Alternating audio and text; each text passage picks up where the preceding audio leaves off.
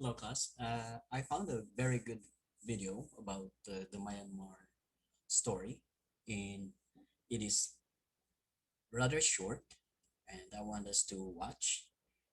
This is in relation to the lesson on gender and politics. Panoorin po ninyo hanggang sa huli at meron akong katanungan na kailangan yung ilagay yung sagot sa comments section below. So kung kayo po ay handa na, okay, panoorin natin. Let's talk about the coup. The military announcing a state of emergency. Myanmar's 10-year journey to democracy appears to be over. Myanmar is now run by a general after the military deposed the government led by Aung San Suu Kyi. In a bizarre fluke, part of the coup was even caught on video while a fitness instructor did her routine in front of parliament. The army's declared a state of emergency for the next year. They've arrested politicians and shut down social media. Demonstrations are the largest since the 2007 uprising against the military.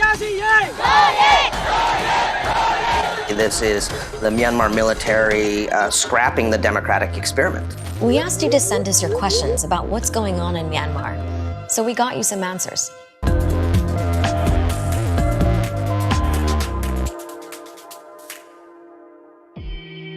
Let's start by getting everyone up to speed with what's been happening in Myanmar, what used to be called Burma.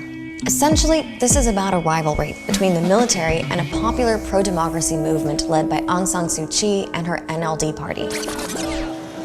People in Myanmar were put through almost 50 years of military rule. The country was basically closed off to the world, and international sanctions hurt.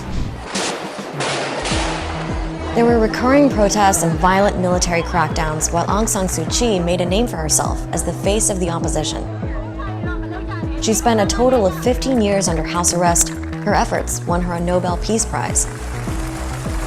Then came what people call Myanmar's experiment with democracy. There was a referendum, attempts at free elections, and foreign investment increased.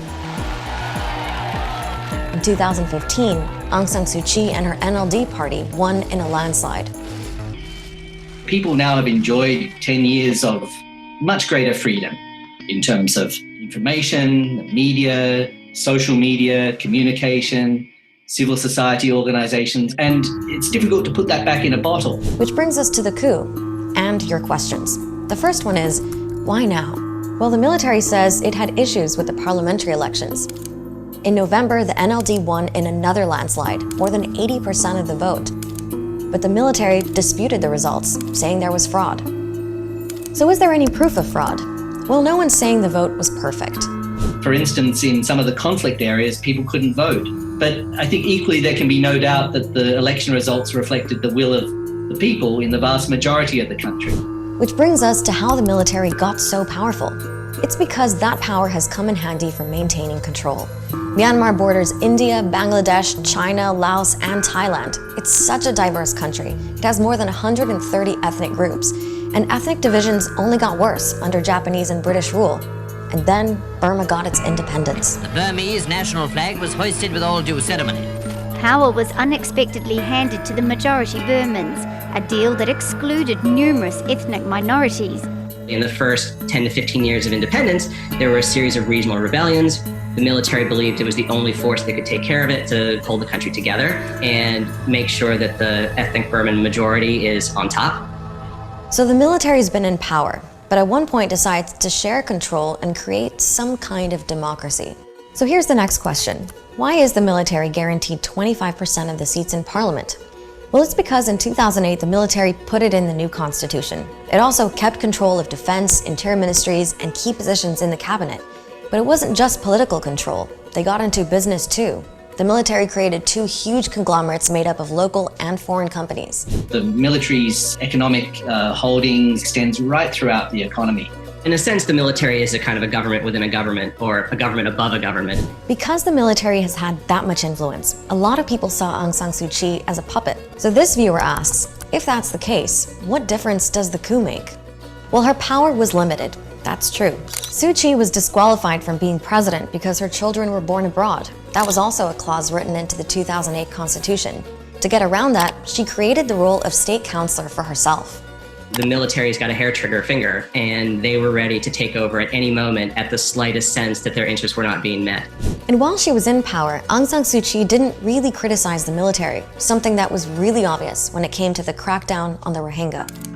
They're a stateless Muslim minority who live in Rakhine State, where the army says it's been carrying out a counter-terrorism offensive. But the UN and others have described it as a campaign of genocide, and crimes that include killing children, raping women, burning homes, basically using fear to push out more than 800,000 Rohingya into Bangladesh.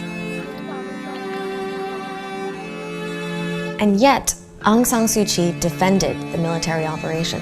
Genocidal intent cannot be the only hypothesis. It's obviously cost her her status as an icon of the international community and the human rights community. Now Suu Kyi is back in detention. So what do the majority of people in Myanmar think about what's going on? Well, some seem to back the military, also known as the Tatmadaw. There are nationalist groups inside the country who see, the Tatmadaw as a defender of the nation, and in particular, a defender of Buddhism. But the fact is, Aung San Suu Kyi is by far the most popular.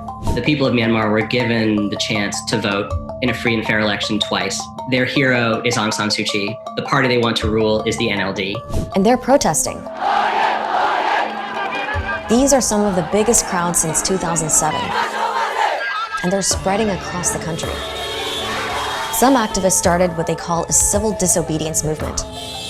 Honking horns, banging pans, and giving a three-finger salute.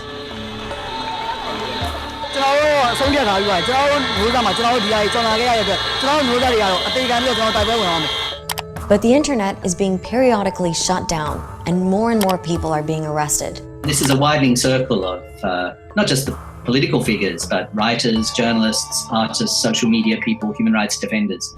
Okay, so why go through all that trouble? Why did the military stage this coup now? Well, the thing about Myanmar's military is it's closed and secretive, so we don't know for sure. But the man who gave the order is Senior General Min Aung Hlaing.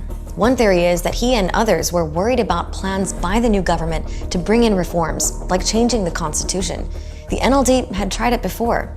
That failed because of the military's 25% hold on parliament, but it's thought to have angered the military. But there's another theory, and it's that Min Aung Hlaing was acting in his own self-interest. The current commander-in-chief is on the verge of retirement, and this could very well be a desperate move to salvage his own political career and future. People shouldn't rush to assume that everyone in the military is necessarily happy about this. We will have a multi-party election and we'll hand over power to the one who wins in that election. So which world powers back the military's decision? Well, countries like Russia and China have a close relationship with the military, and both blocked a UN resolution condemning the coup. But pretty much everyone wants Myanmar to get back on track. I think there are no shortage of friends, no shortage of influences. The international community has to use whatever techniques that it can to try to encourage a return to some kind of power sharing with the civilians. The military has said it'll be in power for a year. But the right mix of incentives and pressure could convince the generals to turn things around and reinstate some form of democracy. One thing going for Myanmar is that they've done it before. Things are moving. Okay, class. So, ayan. Napanood natin yung napaka-gandang documentary.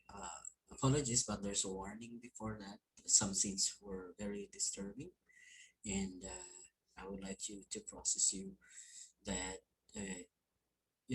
talking about politics and power could sometimes really inevitably talk about bloodshed and violence.